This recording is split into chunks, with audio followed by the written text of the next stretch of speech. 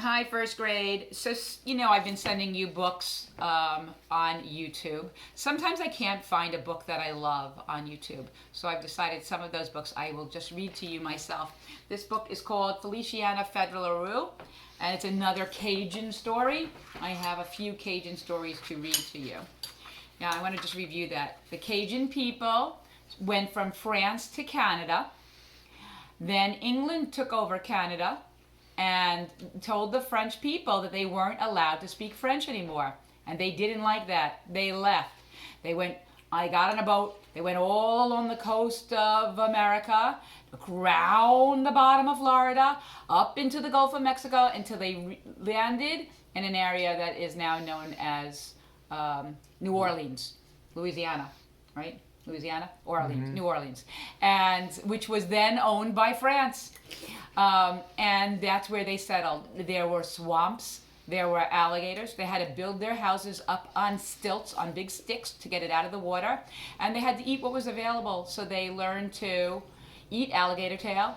They learned to make shoes out of armadillos and things like that. And they mixed their language with the Native American language that was there, French and Native American, and a little bit of English and a little bit of Spanish. And eventually America took over, of course, that entire area. We purchased it. We bought it. And it's called the Louisiana Purchase. And we bought the whole area, and they became part of American culture, but they maintained part of their culture with their unique language. And you had Petit Rouge read to you online, and I'm going to read you Feliciana, Feydra, LeRoux. There's a few words that they want you to know. The bayou is the name of the water that they have their houses in. There is the Cajun two steps of dance. A parish is the community, what they call their community. Pirogue is a boat that they push through the swamps with a big long pole. Sacre bleu is French for oh my goodness. Sauce piquoise is a spicy sauce, and seeing is a method of fishing. And let's see, skita means a mosquito, and titi wallahu is like cutie pie. And then there's all the boys' name T at the beginning of a name is kind of like we put Allah at the end of a Yiddish name. It means little, the little one. So they say Tijak, Tijan, Tijust. It means little Jack, little John, little Justin. Okay, ready? Deep in the depths of Cajun country, in a shack on stilts by the bayou, lived a little girl known by the name of Feliciana, Feydra, LeRoux. Now, let me tell you something about Feliciana Feydra. She was the tail end of the LeRoux crew, just like Grandpa Baby was before he grew up to be the oldest LeRoux. Maybe that's why they were tied special together. Of all the grandchildren, and there were plenty, Feliciana Feydra was Grandpa Baby's titi wallahu. He spoiled her rotten. He jellied her toast with blackberry preserves to the very edges of her bread. He passed her the heart of the artichoke after all the leaves were gone. Why, he even let her suck the head of a crawfish. Now you know, they like that. We don't, but they do. And the things he made for her, He whittled her the finest fishing rod in all the parish. He made her boots from armadillo hide to keep her tootsies dry from the marsh. But the loveliest thing Grandpa Baby ever made her was a doll from the wood of a pecan tree. He spent weeks carving and shaping that baby doll, and Feliciana never parted with it. Grandpa Baby took Feliciana fishing with him, crabbing and seeing. He taught her how to do the Cajun two-step, how to skin a chinchilla, how to suck oysters faster than you can say sauce piquoise. Wherever Grandpa Baby was, Feliciana Feydra was a heel behind. That child was the apple of Grandpa Baby's eye, and whatever she wanted, she got. But there was one thing even Grandpa Baby wouldn't allow. He never took her alligator hunting. And it wasn't because she didn't ask, "Please, please let me go alligator hunting with you, Grandpa Baby," Feliciana would beg. "I can't see that," Grandpa Baby'd say, with his arms firmly folded. You see, every October, Grandpa Baby packed up all the men children, Tijan, Tijat, Rene, Octave, and Albert. And as soon as the bayou would swallow the sun, they'd drive off into the night, leaving Feliciana pouting on the porch amidst the fireflies. But this year, Feliciana decided she wouldn't be left behind. No, she decided to try a different tackle on the problem. As the boys packed the gear in the truck, Feliciana hopped in the back of the truck too. "May, you ain't coming with us, no," said Tijan. "Am too," she said. "You a girl," Feliciana said Tijas.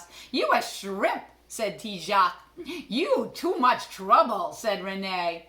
"Whoever heard of taking a baby doll on a alligator hunt," said Octave. Whew, but those boys could yuck it up. Feliciana Feydra stomped her feet. "You leave me doll out of this. I can outsmart an old alligator any old day, and I can outsmart all of you to boot." "Whoa, all of you all," shouted Grandpa Baby as he scooped Feliciana off the truck. "It's got nothing to do with girl o' size," although Feliciana expected it did. "You gotta hunt alligators in the pitch black night in the swamps. It's too dangerous, Jolie." "Why ain't it too dangerous for the boys?" demanded Feliciana. "I couldn't take the chancery. You being too tempting to an alligator, being so sweet and delicious." Then with a great commotion, Mimere spun Feliciana around one way and said, "Feliciana, help Celeste shell some pecans for tomorrow's pie." And Sister Adelaide spun her around the other way and said, "Feliciana, I need your help picking scraps for my quilt." And before you could say alligator, Grandpa Baby and the boys were driving away into the dark. Man, you could have hung your hat on that child's lower lip. I'm totally you all. Try sticking out your lower lip really far. That night, Feliciana lay under her mosquito netting of her 4-poster bed, hating everybody. She watched as a mosquito danced near the candle flame next to her bed before it dashed out the window into the night. Then she sprung straight up in bed. "If a mosquito can come and go as it pleases, I can too," she decided. Feliciana slipped her boots on under her nightgown, grabbed a flashlight and her precious pecan baby doll, and followed the mosquito out the window to the edge of the swamp. One of her brother's empty pirogues was tied to a tree on the bank. Feliciana slid inside, then shoved off, poling her way through the swamp in the silence, under the cypress trees, through the moss, past the nutrellas lit by the grace of the moon. The crickets clacked, the frogs they moaned. Once in a while a fish would flap, but mostly 'twas still. Feliciana sat perched, alert as an owl, looking for some trace of Grandpa Baby and the boys, when a high-pitched screech split the still in two. I'm going to put the sound of an alligator. I'm going to attach it next to this so you can hear it. And as the draping moss parted open above her head, she threw on her flashlight. Eye level with the water with 2 red eyes, froze fixed in the light. The alligator. It was Feliciana's turn to freeze. Her fingers clamped a stranglehold about her pecan doll's neck. Her toes gripped the soles of her armadillo boots. Her tongue jammed up in the back of her mouth as those 2 red eyes floated closer toward her. "Grandpa Baby, where are you?" she whispered. The crick of my neck, I gotta turn this way. Like an answer to a prayer, the familiar shout floated back across the dark swamp. "Sacre bleu!" screamed Grandpa Baby. "That gator's eyeing my little girl. Boys, hold your fire no matter what." Feliciana looked up and saw the moon-outlined figure of her brothers and Grandpa Baby on their flatboat. They were only an arm's throw away. Grandpa Baby lifted his lasso in the air to rope that gator's snout, but that gator turned sharp, opened his mouth wide, W-I-D-E, and caught that rope in his jagged teeth. Them two had a fierce tug-of-war, but that gator got in one good jerk, and Grandpa Baby plunged headfirst into the water. This way. That gator... I'm sorry, man, that gator was thinking he was going to have a good meal tonight. But Feliciana Feydra felt her pecan baby doll in her hand and had another thought in mind. Oh, you, Mr. Alligator, she shouted, sticking out her tongue and shaking her fanny. That means tushy. Hey, you alligator, look at me. Then she kicked off her armadillo boots, and with her pecan baby doll in tow, she dove into the murky water. Uh-oh. Just that quick, that gator forgot about Grandpa Baby and swam toward Feliciana. Whew! That gator was hungry. He opened his mouth ready to swallow Feliciana whole. Uh-oh, that's a little scary. Let me go back on this side. But she rammed her pecan doll right up between his teeth and locked open his jaws. Look what she did. Her doll's made out of wood. Now Feliciana's hooting and hollering gave Grandpa Baby a chance to scramble back up onto that flatbed boat. He and the boys frantically pulled toward Feliciana and the alligator, shouting, "Hang on, Feliciana, hang on!" While the gator flipped this way and that, fighting that pecan doll jammed in its mouth, Grandpa Baby and the boys snuck up from behind and struck him on the snout and the head with the butts of their gun. Woo! Was Feliciana surprised when that pecan doll shot out of those teeth like a good tobacco spit and flew straight into her hands. Whew! But Grandpa Baby and the... As the gator sank below the water, Feliciana ran up his back like a staircase and jumped into the arms of Grandpa Baby. Whew! But Grandpa Baby and the boys had never seen anything like that. Anything like that before. I want to tell y'all, the LeRoux clan hooped and hollered with joy.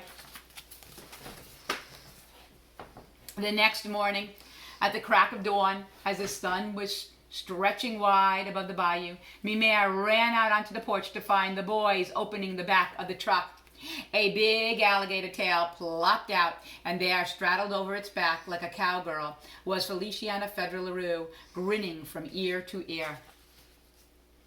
"Oh, mon cœur," that means, "oh, my heart," screamed Mimere, clasping her heart. "What do I see?" Feliciana jumped off the truck and said, "Look what we caught, Mimere." "Feliciana Feydra LeRoux, you get your hard-headed fanny in this house. You and I gonna tangle now. You Grandpa Baby forbid you to go hunting with him, and you up and defy him? May, Grandpa Baby wouldn't be alive if Feliciana hadn't saved the day," said Tijan. "Feliciana saved Grandpa Baby from the belly of the beast with her pecan baby doll," said Tijas. "Oh, this just a tall tale you all telling me now," said Mimere with disgust. "May, 'cause it for real, Mimere," snorted Feliciana. "Just look at my baby doll all chewed up in the head." "Well, I'll be," said Mimere.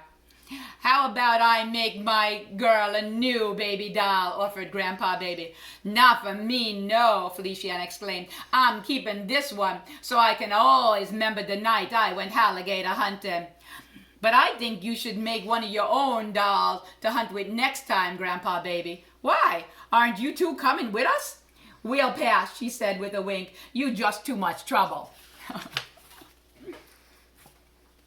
Whew, that LeRoux crew was so tickled about the big beast Feliciana helped to catch that they invited their neighbors to share in their good fortune. Grandpa Baby picked up his fiddle with their bellies full of alligator tail and their hearts rich with each other. Those Cajuns passed a good time. You all pass a good time tonight too, you hear? Okay guys, happy reading. I'll see you next time.